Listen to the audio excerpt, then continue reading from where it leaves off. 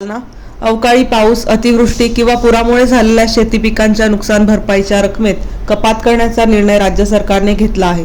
आता 3 ऐवजी 2 हेक्टर पर्यंतच्याच नुकसानीसाठी सरकारकडून शेतकऱ्यांना मदत केली जाणार आहे. सरकारच्या या निर्णयावर शेतकऱ्यांकडून टीकेची झोड उठली आहे.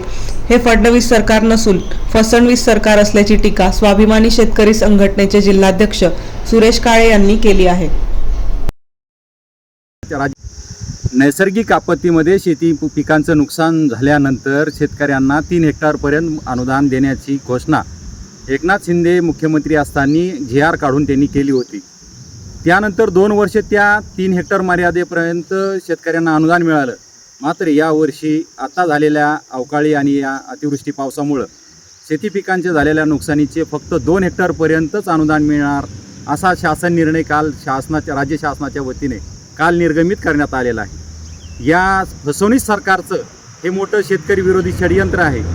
या अगोदर शेतकऱ्यांना कर्जमाफी करू अशी आश्वासन देऊनसुद्धा त्या आश्वासनावरून शब्द फिरवणारं हे सरकार, लाडक्या बहिणींनाही 2100 रुपये प्रति महिना देण्याचं आश्वासन देणारं हे सरकार आणि आता परत शेतकऱ्यांना अतिवृष्टी अनुदानापासून 3 हेक्टरच्या 2 हेक्टरपर्यंतच अनुदान देणारं हे सरकार म्हणजे फसवणूक सरकार आहे. हे फडणवीस सरकार नसून हे फसवणूक सरकार आहे.